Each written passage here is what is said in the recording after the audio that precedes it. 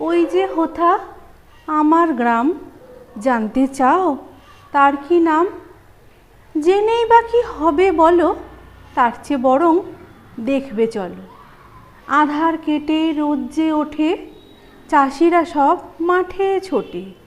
প্যাঁক পেঁকিয়ে হাঁসের দল দূর দিঘির ঘাটে জোটে। মিঠেল রোদে নরম ঘাসে নাম না জানা ফুল যে হাসে। হাওয়ার তালে মাথা দোলায় সোনার ফসল আলের পাশে। স্নিগ্ধ শ্যামল তরুর তলে বৃদ্ধ বাউল গেয়ে চলে। মাছগুলো ওই সাঁতার কাটে কালো রঙা দিঘির জলে। আবির রং ছড়িয়ে রবি পাড়ি দিল অস্তাচলে। দলে দলে গরুর পাল ধুলো উড়িয়ে গোয়ালে ফেরে। বাজলো যে শাঁখ ঘরে ঘরে গ্রামের বধূ পাঁচালি পরে। উদাস বাঁশির সুর শুনে ওই মন যে আমার কেমন করে। এবার আমার ফেরার পালা, হলো না অনেক কথা বলা। সময় অনেক পেরিয়ে গেলেও শেষ হলো না পথ চলা। এটা একটা নতুন কবিতা লিখেছি, তবে কবিতাটা যেন নাম ঠিক করতে পারিনি। তোমাদের কবিতাটা কেমন লাগলো অবশ্য করে কিন্তু বলতে ভুলো না। আর তোমরা একটু বন্ধুরাই সাজেস্ট করে দাও কবিতাটার আমি কি নাম দিতে পারি। মানে অনেক রকম নাম আমার মাথায় এসেছে, তোমরা যদি একটু সাজেস্ট করো। ঠিক আছে, আমি কয়েকটা নাম বলছি। যেমন ধরো আমি দিতে চেয়েছিলাম গ্রামের নাম, বা পরিচয়, বা আর কি বলি বলতো। মানে অ্যাকচুয়ালি আমি যেহেতু নেচার লাভার, সেই জন্য মানে এরকম ধরনের কবিতাগুলো লিখলে আমার ভীষণ ভালো লাগে। আর তোমরা সবাই জানো যে কবিতা লিখতে আমার খুব ভালো লাগে, আর কবিতা লিখলে মনটা খুব ভালো হয়ে যায়। তো আর যখন মন ভালো থাকে তখন কি বলতো, ঘরের এক্সট্রা কাজগুলো মানে করা যায়। তো সেই জন্য আমি আজকে ঘরের একটু এক্সট্রা কিছু কাজ করতে চাইছি। তো নিচে আজকে আমার সমস্ত কাজ হয়ে গেছে। আমি আজকে ওপরের ঘরে এসেছি। ওপরের ঘরে এই ছেলে যে কোনো খাতাগুলো সব পেয়েছে, এগুলোকে ঠিক করে গুছানো হয়নি। তো এগুলোকে আমি গুছানোর জন্য এসেছি। আর অনেকদিন ওপরের ঘরটা পরিষ্কার করা হয় না কাজ করে। তো সেই জন্য এইগুলোকেই আমি আগে গুছানোর জন্য মেনলি ওপরে এসেছি। আর মানে কি বলতো, কাজ করার জন্য মনটা ভালো রাখা খুব দরকার। তো সেই জন্য আমি সবসময় চাই এইভাবেই মানে আমার মনটা ভালো রাখতে। এই সেলাই মেশিনটাও অনেকদিন ধরে চালানো হয়নি, ভাবছিলাম এটাকেও একটু পরিষ্কার করবো। তো সেই জন্যই আমি আরো আসা। এগুলো কি বলতো, সপ্তাহে রোজ দিন তো হয় না, যখন মানে মোটামুটি সময় পাই তখন এগুলোকে একটু পরিষ্কার করতে হয়, তেল দিতে হয়। আর অনেকদিন বসাও হয়নি, আমার কাজ করে আর হয়ে উঠছে না। মানে এমনই পরিস্থিতি হয়েছে যেন কোনো কিছুই ভালো ঠেকছে না। যতই ভালো থাকার চেষ্টা করি না কেন, তো ভালো থাকার জন্য তো অনেক কিছু রসদ দরকার। জানি না তোমরা জানো কিনা, শুনেছো কিনা, মানে উত্তরাখণ্ডে যে অবস্থাটা হয়েছে সত্যি মানে মর্মাহত হওয়ার মতো অবস্থা। কিন্তু আমি যেন মনে করি যতটা মানে প্রকৃতি করছে ঠিক আছে, কিন্তু মানুষ কিন্তু মানে ভীষণভাবে দায়ী। এটা আমার নিজস্ব মতামত। কিন্তু মানুষ এইসবগুলো মানে আমার মনে হয় না পাহাড়কে এইভাবে ধ্বংস করা উচিত। ওই টানেল ফানেল করে লোককে আরো বেশি নিয়ে গিয়ে প্রকৃতি যেমন তাকে সেরকমই ছেড়ে দেওয়া উচিত। এইসব করেই কিন্তু আরো এই জিনিসগুলো হচ্ছে। শুধু কত লোকের প্রাণ যাচ্ছে বলো, কত ঘর মানে সংসার নষ্ট হয়ে যাচ্ছে। এবার এরকম একটা সুন্দর জায়গায় এরকম যে ভয়ানক জিনিসগুলো ঘটতে পারে, সেটা মানে কি বলতো, জানলেও শুনলেও খারাপ লাগে। মানে ওটা একটা স্বপ্নের জায়গা, আমি কোনোদিন যাইনি, যাওয়ার খুব ইচ্ছা ছিল আমার, ঋষিকেশ এসব যাওয়ার। তো বেড়াতে যেতে যেহেতু ভীষণ ভালোবাসি, তো সেই জন্য ভেবেছিলাম একটা ছেলের মাধ্যমিক হয়ে যাওয়ার পরই যাবো, কিন্তু সেটা হলো না। আর বাকি সিটটাও কাটা হয়নি। আর এখন তো দেখছি জায়গাটা খুব ডেঞ্জারাস হয়ে গেছে, মানে যাওয়াটাও খুব রিস্কের হয়ে গেছে। মানে পরিস্থিতিটা এমনই হচ্ছে যে একটার পর একটা দুর্যোগ মানে লেগেই রয়েছে। ওয়েডনেসডে, আর এখন বাজে প্রায় 12:30। আর আমার রান্না বান্না সমস্ত হয়ে গেছে বলেই তোমাদের সাথে বসে বক করতে পারছি। আর একটু এক্সট্রা কাজগুলো করে নিতে পারছি, সেলাইগুলো বা এগুলো পরিষ্কার করতে পারছি। তো আজকে লাঞ্চে সেরকম কিছু করিনি, তোমাদের সঙ্গে দেখা যাচ্ছে শেয়ার করার কিছু নেই, সেই জন্য করিনি। তবে আজকে বিকালে আর রাত্রে অবশ্য করি দুটো একদম ফাটাফাটি রান্না তোমাদের দেখাবো। মানে ভেবে রেখেছি করবো, আমার অ্যারেঞ্জমেন্টটাও করে রেখেছি, তোমাদের অবশ্য করেই শেয়ার করবো। তো এবার 12:30 বেজে গেছে। এবার যাই, আমার তো তোমরা তো জানোই যে আমি টাইমে কাজ করতে পছন্দ করি। তো নিচে গিয়ে রান্নাঘর পরিষ্কার করবো, লাঞ্চটা দুপুরের যে লাঞ্চটা সেটা একটু গরম করবো, করে তারপরে 1টা বাজলে আমরা খেয়ে নেবো। তোমরা সঙ্গে থাকো। দেখো আমাদের আজকে কিছু এক্সট্রা কিছু নয়, ফলুই মাছ দিয়ে একটা ঝোল করেছি। ঝোলটা কিন্তু আমার কালকে ফুলকপি ছিল, সেটা দিয়ে মাছ ফুটিয়ে দিয়েছি। আর এই হলো বেগুন পোড়া, এটা সকালেই করেছি অবশ্য। এই দিয়ে আমার হাজব্যান্ডও রুটি নিয়ে চলে গেছে। আর এই হলো ভাত, এই আমাদের আজকের লাঞ্চ। এটা কিছু দেখানো সেরকম নেই বলে তোমাদের সাথে শেয়ার করলাম না। Good evening. আর আমি হেঁটে চলে এসেছি। আর আজকে হাঁটতে গিয়ে এত ঘেমেছি, মানে আমি ভাবছি তাই যে পরে গরম এলে আমি কি করে হাঁটতে যাবো। মানে পাতলা একটা সুতির মানে কটনের কুর্তি পরেছি, ওড়না দিয়েছি, তাতেই পুরো ঘেমে, ওড়না গলার কাছে পুরো একদম মানে নিগড়ালে জল পড়বে, এত ঘাম হচ্ছে। যদিও ওখানে লেক আছে, লেকে হাওয়া রয়েছে, তাহলেও মানে এই ঠান্ডাটা মানে চলে যাওয়ার সময় আমার এত মন খারাপ হয় যে কি বলবো। মানে সারা বছর ঘামতে ঘামতে ঘামতে ঘামতে আর ভালো লাগে না। এই মনে হয় শীতকালটা যতদিন এরকম ওয়েদারটা থাকলেও চলবে, এরকম ওয়েদারটা যদি টানা থেকে যায় তো আমার মনে হয় পশ্চিমবঙ্গ আছে বেঁচে যাবে। মানে এনার্জি পাওয়া যায় না, এটা মনে হয় সবারই হয়। তো নতুন করে বলার কিছু নেই, মানে ঠান্ডাটা চলে যাচ্ছে এটা ভাবলেই আমার কষ্ট হচ্ছে। আর এতক্ষণ ঘেমেছি, ঘেমে পুরো মাথা চুল ফুল পুরো ভিজে, কিন্তু তবু এত গরম লাগছে, চুলটাকে তবু টেনে বেঁধে দিয়েছি। আমি চুল খুলে এমনিতেও কাজ করতে পারি না, তো বেঁধে দিলাম। কিছু করার নেই, আবার রান্নাঘরে চলে আসতে হলো, কারণ সন্ধ্যাবেলার একটু কিছু স্ন্যাক্স বানাতে হবে। তো আজকে একটা অন্যরকম স্ন্যাক্স বানাবো না, তো একদম অন্যরকম।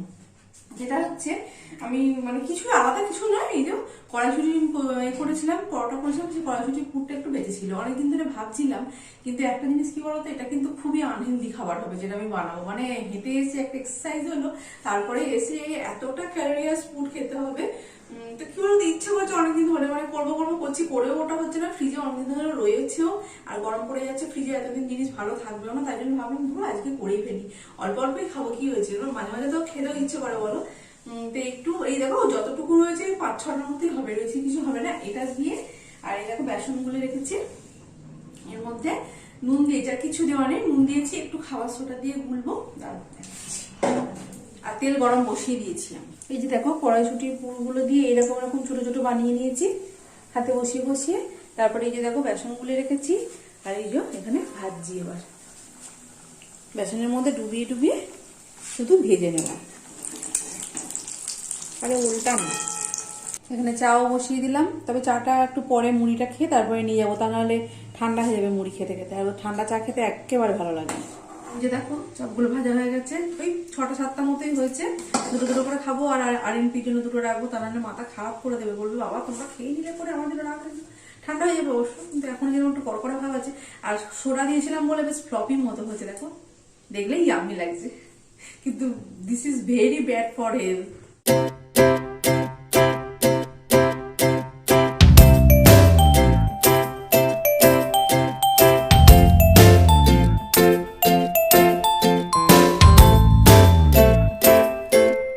সন্ধ্যেবেলা জল খাবারটা জবরদস্ত হলো, মানে ভীষণ ভালো লাগলো খেতে। যদিও আমার ছেলে আবার কড়াইশুটিটা ঠিক একটা পছন্দ করে না বলে বললো আলুরও তো করতে পারতে, আমি তো কড়াইশুটির পুরটা ছিল তাই জন্য। কিন্তু যারা তোমরা আমার আগের ভিডিওটা দেখেছো তারা তো আমাকে খুবই ছিছি করবে, বলবে তুমি এরকম দেখি আর এরকম খাচ্ছ। সত্যি হেঁটে আসার পর অতটা ক্যালোরিযুক্ত খাবার খাওয়াটা ঠিক একদমই হয়নি, সেটা আমিও জানি। বাট কি করবো, এই যে রসনা তৃপ্তির একটা ব্যাপার আছে, মানে রসনা তৃপ্তি হলে আত্মা তৃপ্তি হয়, কত তো লোক বলেই। তো সেই জন্য করলাম। ডিনারের পালা তোমাদের বলেছিলাম যে রাত্রে একটা খুব ভালো রেসিপি বানাবো। তো রেসিপিটা বানানোর জন্য যেটা বানাবো সেটা তোমাদের নামটা বলে দিই। নামটা হচ্ছে চিকেন মোমো, অবশ্য করেই মোমো, কিন্তু মানে তথাকথিত যেরকম মোমো হয় সেরকম কিন্তু নয়। আমি আজকের মোমোটা বানানোর পদ্ধতিটা একটু অন্যরকম। তো মোমোটা বানানোর জন্য যে লুচিগুলো বেলতে হয় আগের দিন তোমাদের দেখিয়েছিলাম, তো এরকম দেখো বেলেও নিয়ে। আর চিকেনটা যেটা আমি ম্যারিনেট করে রেখেছি ওইটা একটু অন্যরকম করেছি। ওটা করেছি বলতো আগের দিন তোমাদের যেরকম দেখেছিলাম সেম ওরকমই করেছি, কিন্তু শুধু চিকেনটাকে পেস্ট করেছি। শুধু চিকেনটাকে আমি পেস্ট করে নিয়ে তার মধ্যে ভিনিগার, সোয়া সস, নুন, রসুন বাটা, পেঁয়াজ কুচি, লঙ্কা কুচি আর পেঁয়াজ পাতা কুচি দিয়ে ভালো করে মেখে সকাল থেকে মেখে রেখেছিলাম। মেখে আমি ফ্রিজে রেখে দিয়েছিলাম, এখন সেটা বার করেছি তোমাদের দেখাচ্ছি। আমরা এই সপ্তাহের দেখেছো ইন্ডিয়ান আইডল, মানে এসএনপি গানটা, হ্যাঁ এসএনপির নামটা হচ্ছে সন্মুখ প্রিয়া। তো গানটা যেটা গাইলো মানে দারুণ ফাটাফাটি, আমার তো খুব ভালো লেগেছে। ইভেন ওকে মানে যখন বাপি লাহিড়ী এসেছিল তখন বলেছিল মানে সন্মুখ প্রিয়া নামটা কেটে দিয়ে ওকে বিশ্বপ্রিয়া নাম রাখতে, মানে যেহেতু মানে ওয়ার্ল্ড ওয়াইড ও খুব ফেমাস হতে পারে সেই জন্য। পেস্ট করে এই হলো চিকেনের লুকটা। এবার আমি যেভাবে বানাই সেভাবেই বানাবো, তারপরের পদ্ধতিটাও কিন্তু একদম আলাদা। মানে এটা যে স্টিমে যেভাবে হয় সেভাবে কিন্তু করবো না, সেটা তোমাদের অবশ্য করেই বলছি। তার আগে এটা পুরটা কয়েকটা ভরে নিই।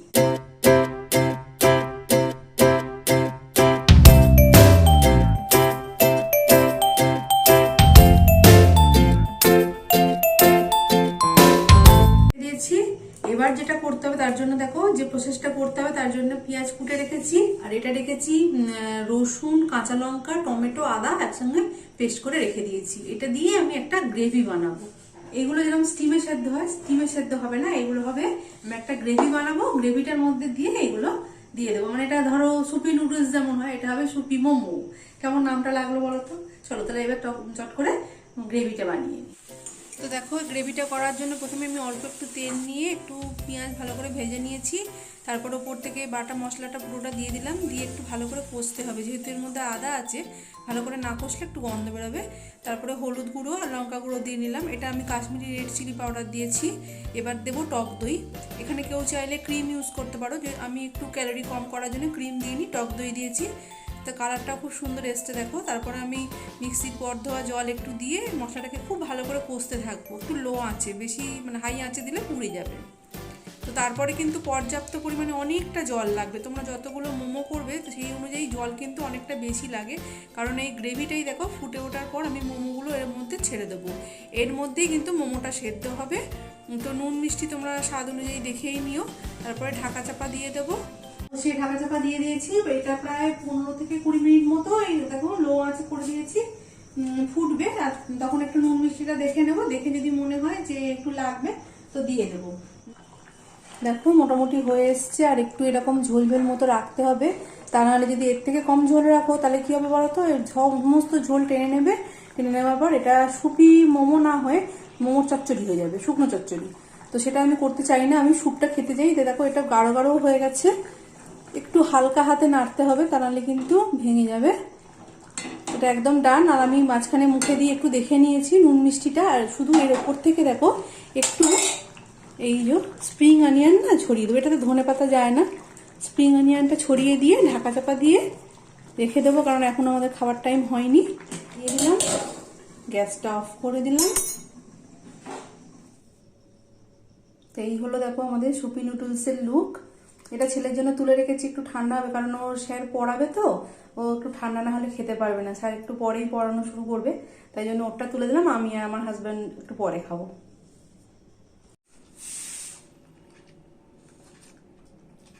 দেখো এবার আমার পরীক্ষার রেজাল্ট বেরাবে, বলো ফার্স্ট হয়েছি না সেকেন্ড হয়েছি না কি হয়েছি?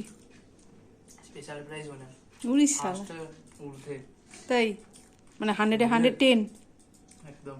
তবে বুঝলি, যখন বানাচ্ছিলাম তখন বলছে কিরকম হবে মা, এই মা আমার হাজব্যান্ড তো হাঁপিয়ে পড়লো, সেইটাই আমার হাজব্যান্ড হাঁপিয়ে পড়লো, বললো বাবা কাঁচা কুঁচা কিছু খাইয়ে দেবে। এইবার বুঝছে কি কাঁচা কুঁচা।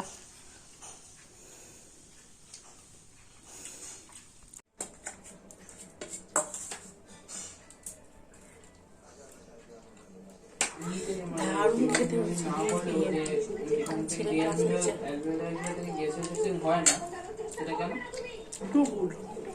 তো ডিনার কমপ্লিট হয়ে গেছে, আর ডিনারটা জাস্ট ফাটাফাটি হয়েছিল। আমি হাতে ব্রাশ নিয়ে চলে এসেছি, আর রান্নাঘরের সমস্ত মানে কাজকর্ম শেষ হয়ে গেছে। গ্যাসটাকে আবার সাবান দিয়ে মুছতে হলো, কারণ ওই যে গ্রেভিটা বানিয়েছি, গ্রেভিটা আমি সকালেই বানিয়ে রাখতাম, কিন্তু তোমাদের সঙ্গে শেয়ার করবো বলে তাই জন্য রাত্রি বানিয়েছি। আমি রাত্রিবেলা এই জন্য তরকারির কোনো ঝামেলাই রাখি না। মোমোর থেকে এই যে গ্রেভি মোমোটা খেতে এত ভালো হবে আমি নিজেও কল্পনা করতে পারি না, মানে নিজের আইডিয়াতে এরকম একটা বানালাম। আমি প্রথমে যখন ঝোলটা হচ্ছিল তখন মনে হচ্ছিল কিরকম একটা হবে, কিন্তু তারপর দেখলাম মানে খেতে অসাধারণ অসাধারণ হচ্ছে। তোমরা বানিয়ে জাস্ট খেয়ে দেখো, ভীষণ ভালো লাগবে। লাস্টে যে মানে শেষে নামাবার আগে যে ওই যে স্প্রিং অনিয়নটা দিলাম, ওইটার গন্ধটা মানে আমার ঘরেও এখনো মমক হচ্ছে। আর এমনিতে জানলা দরজা বন্ধ, ঠান্ডা আর মশার জন্য, সেই জন্য মানে ঘরে ঢুকলেই গন্ধটা বেরোচ্ছে। আমার ছেলে তো পুরো ফিদা হয়ে গেছে, কিন্তু একটু ঝাল হয়ে গেছিল, ও আর ঝাল একটু কম খায়। আর আমি ভাবলাম টক দই দিয়েছি তাই জন্য গুঁড়ো লঙ্কাটা একটু বেশি দিলাম, যে কালারটাও ভালো আসবে আর একটু ঝালটাও হবে। মোমো একটু ঝাল ঝাল ভালো লাগে, আর কোনো তো সস বা চাটনি ইউজ করিনি, তো সেই জন্য। তো যাকে আমার রাত্রে ডিনারটা জাস্ট ফাটাফাটি হলো। তো এখন এবার ভালোবাসার মাস, ভালোবাসার দিন, আজকে টেডি ডে, তোমাদের সবাইকে হ্যাপি টেডি ডে।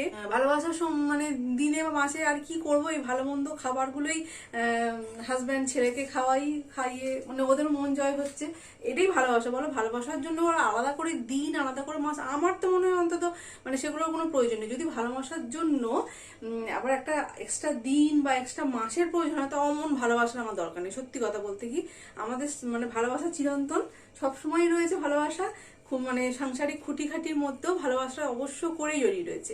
তা তবুও মানে এখন যেহেতু এই ডেগুলো পালন করা হয়, এই হয় সেই হয়, তো আমার হাজব্যান্ডকে বললাম কি গো আমাকে ভ্যালেন্টাইন্স ডেতে কোনো গিফট দেবে না?